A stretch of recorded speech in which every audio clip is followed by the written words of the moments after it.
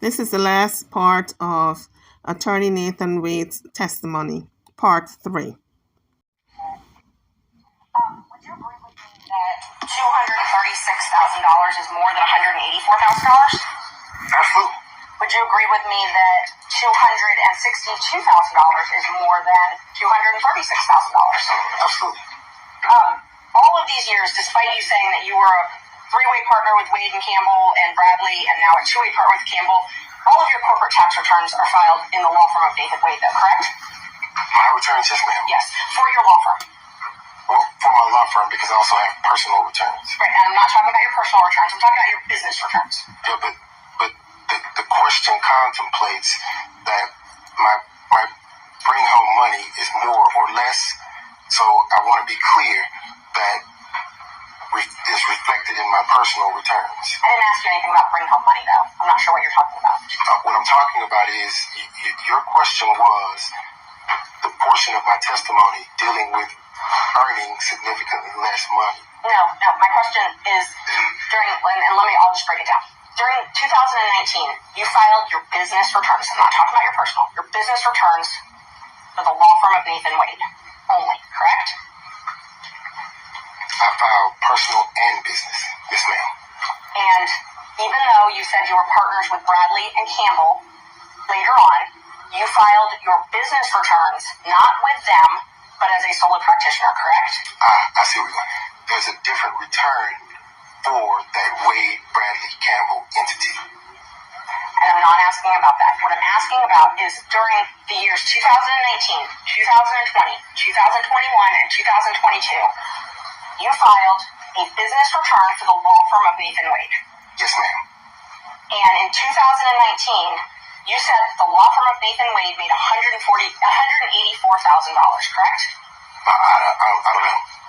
Does that sound familiar? Does that sound about like what you made in 2019 and reported on your taxes as a business law firm? If that's what's on the return, yes, ma'am, you're right. Okay, and I'm happy. I can bring those up. I've got one copy. I'm not planning on reading up the tax returns, but okay.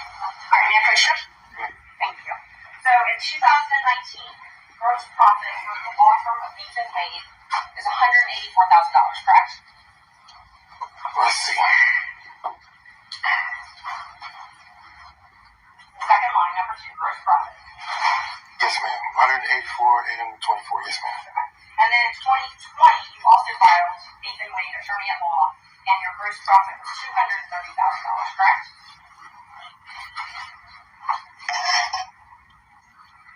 Yes, ma'am. In 2021, you also filed as a solo Nathan Wade PC attorney at law, and your gross profit was $236,000, correct? Yes, ma'am. And then in 2022, you filed as a solo practitioner Nathan Wade, and your gross income was $262,000, correct? Yes, ma'am. I'm not going to finish up here. But nowhere in these documents you document that you received cash payments from Ms. Willis, correct? I hadn't looked through them. I would be surprised if there were something in there that said that. Do you want to look through? Listen to the answer. I'd be shocked if there was something in there that said that I received some cash from Ms. Willis. Okay. But there is itemized expenditures for travel in here. You did itemize that. I didn't itemize anything. Your accountant itemized it. I hope so. But you're responsible for your taxes, even if your accountant files it, right? I agree. And so you itemized your expenses for travel on all these things, but you did not itemize, you didn't put anything in there about you being reimbursed for half of that travel. Well, those are business returns. Yes, you use your business card to pay for the travel, right? But I wouldn't put a personal expense on a business return. But you use a business card to pay for these personal travel. I use a business card to pay for everything. And what I do is turn over the statement to the accountant. And the accountant then says, okay, this expense, that's personal. We'll put that over here. This expense, that's business. We'll put that over here. And they reconcile it. And so you wouldn't find a reimbursement from Ms. Willis on a business return. Okay, so they're not anywhere there. Nor would you find, well, go ahead. No, I'm just asking, so there's nowhere for any of that cash to be reconciled there, right? On the business returns, no, ma'am. Okay. We talked a lot about the financial affidavits. I know the state asked you a couple questions about them. You filed one in 2022. In that one, you stated that you only had $5,000 in cash, correct? I believe you. Yes, ma'am. That was sworn under oath. At the time of filing, yes, ma'am. Okay. And then in January of 2024, you filed another one that also swore that you only had $5,000 in cash, correct? At the time of filing, yes, ma'am. Okay. So in 2022 and 2024, you only had $5,000 in cash. At that time, yes, ma'am. And then you also, all of those interrogatories, I'm not going to go through them in painstaking detail, but every single interrogatory you filed, there are 4 of them, all verified ones, every single one, you said you didn't have any cash stored in a safe, a safety deposit box, or any other location. Plaintiff rarely carries cash. If plaintiff does carry cash, it's a nominal amount, correct? That's correct. Okay. So we've got what? 2021, you said you don't have cash. 2023, you said you don't have cash. Again in 2023, you said you don't have cash. And then in 2024, you don't have cash, right? So you're assuming that I received the cash and I stored it. I received the cash and I saved it. Well, you didn't put it in the bank, right? What's wrong with receiving the cash, Ms. Merchant, and spending it? Nothing's wrong with it. So you didn't put it in the bank. That would contemplate why the response is what it is on the interrogatories.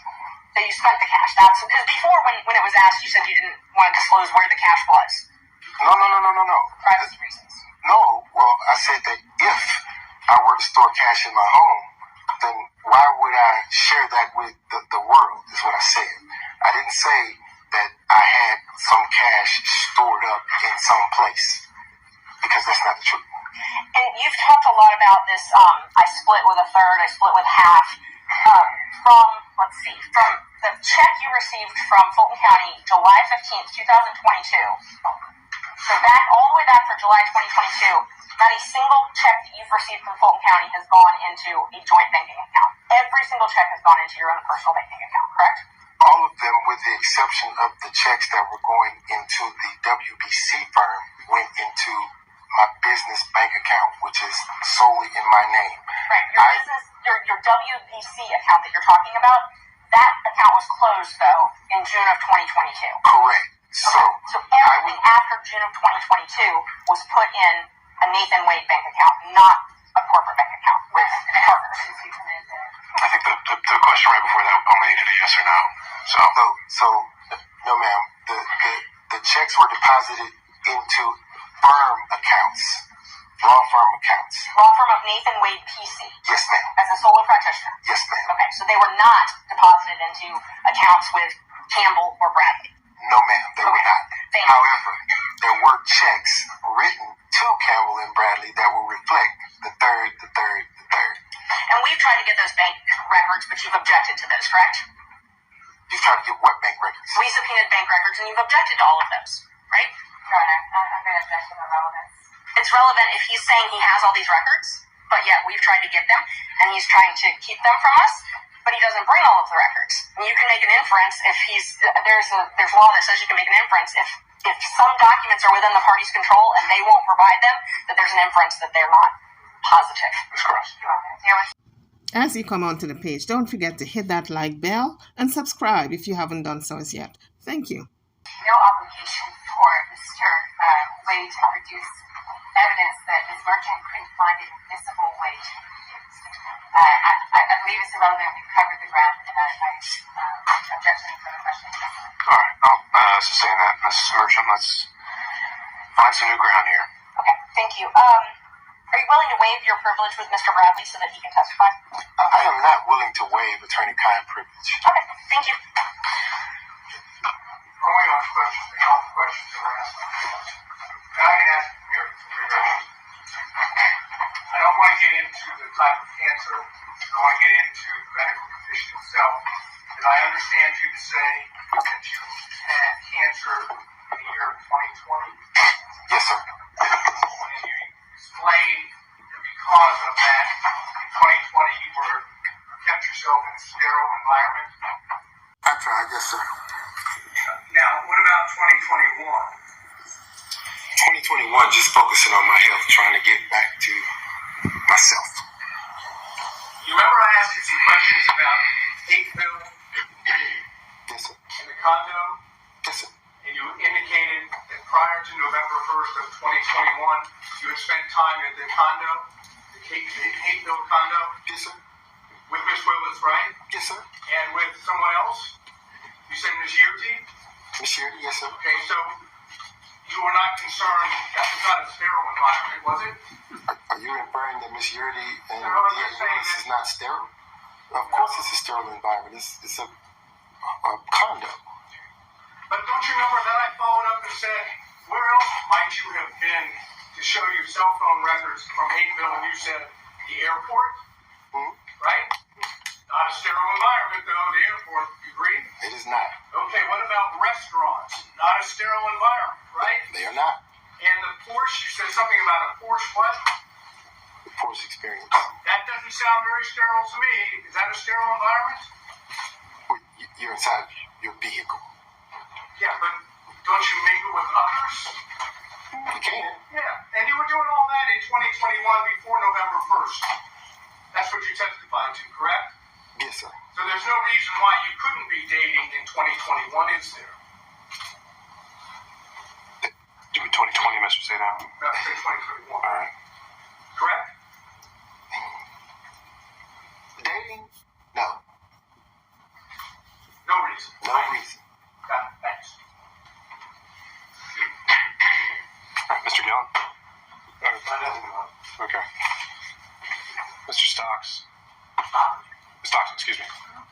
Just real briefly, you said you started dating early 2022, and you also used the term personal relationship, and there was no dating, no personal relationship prior to early 22.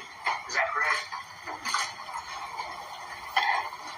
Help me understand. I want to make sure I answer you. Let's be clear. 2022 was the start of any intimate sexual relationship with a district attorney. Okay, and that's what I was wanting to Okay. clear. In your affidavit, you used the term personal relationship. Got it. Today, you used the term dating. And your testimony today is that includes the term basically physical or sexual or intimate relationship. Is that correct? Yes, sir. And there was nothing, according to your testimony, there was none of that prior to early 20. That's correct. That's all I got. All right, not seeing anyone else. Ms. Cross, any regrets? All right, Ms. Merchant, can this witness be excused?